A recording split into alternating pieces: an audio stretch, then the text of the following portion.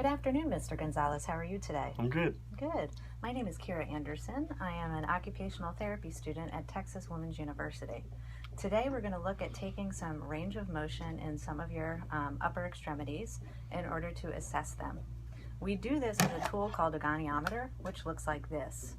Are you okay if I do this today? Yes, I am. Okay, good. The reason for assessing range of motion is we want to see if you have enough range of motion to participate in your daily activities. Things like brushing your hair, putting on a shirt, making food, driving to work. Okay, today we're only going to assess 3 different joints. The first one we're going to start with is your right shoulder joint, and we're going to test your hyperextension. Okay? Okay. All right. My right shoulder? Yes. Okay. Thank you. Okay, so I'm just going to position you here. What I like to see first is the movement available before I test. Okay. So I want you to look at me. Yes. This is my hyperextension. So I want you to do that for me. Perfect. Very good. Okay. Now I'm going to place the goniometer on you, and you're going to do that movement while I measure you. Okay. So I'm going to place the goniometer on you. The axis of my goniometer goes on your humeral head. Okay. My stationary arm stays parallel to your trunk. Okay. And then as you move, my movable arm is parallel to your humerus. Can you please do that joint movement for me so I can measure you?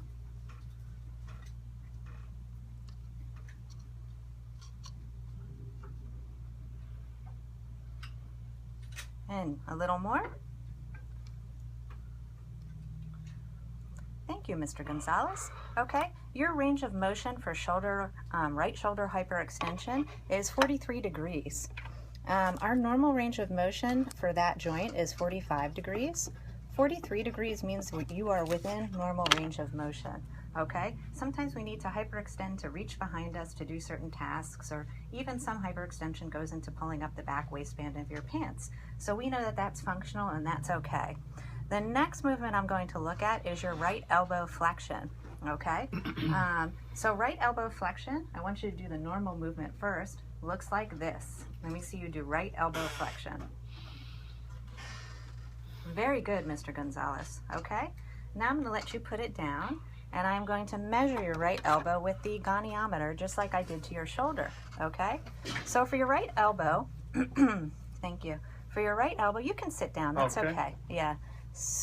For your right elbow, I'm just going to fix my video camera here.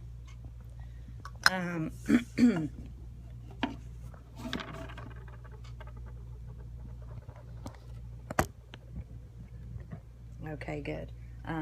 Let's have you stand up for this one, Mr. Gonzalez, so my video camera can capture it, okay? All right. For your right elbow flexion, I'm going to place my goniometer axis at the lateral epicondyle of your humerus, okay? And my stationary arm is going to say parallel to the midline of your humerus, okay? All right. And now I want you to do that movement for me again. Very good. And my movable arm stays parallel to your radius as we take this measurement. Very good. Okay, I want you to sit down for me. That was excellent. Our normal range for right elbow flexion is 145 degrees. You tested at 140 degrees. Sometimes muscle mass in this area gets in the way of a little bit of the range of motion, especially for our more muscular clients. Okay, but this shows me a functional range of motion, so you would be able to participate in your daily activities according to whatever you needed to do with this range of motion without a problem. So we're not worried about that measurement, okay? The next one I'm going to look at is your left wrist. We're going to look at ulnar deviation.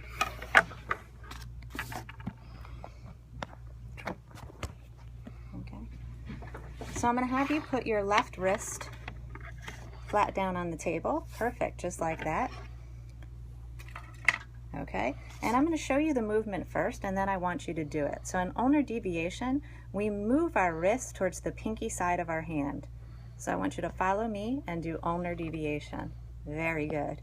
Okay, and now I'm going to put the Goni on your hand.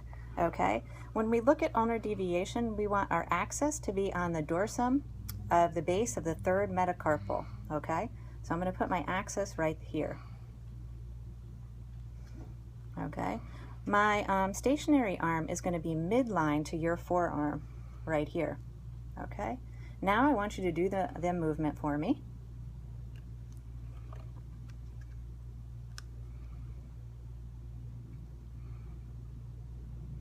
Okay, and the measurement I'm looking at for ulnar deviation is typically about 30 degrees. Okay, Mr. Gonzalez, you are looking like you have 28 degrees in ulnar deviation. Okay, so I'm going to mark that down here. And again, 28 degrees is just fine. So you are within typical functional range of motion to be able to do what you need to do with ulnar deviation. For example, sometimes we have to turn a doorknob, okay? That takes a significant amount of ulnar deviation. So you'll be able to do that without a problem. Okay, so all of your ranges that we tested today came within functional range of motion. Do you have any questions about these ranges that I just tested on you today? No. Okay, very good. Well, you will not need any type of services or anything for these. I appreciate you letting me do these tests as a measure of practice assessments for Texas Women's University. I'll see you again soon. Thank you very much. Bye.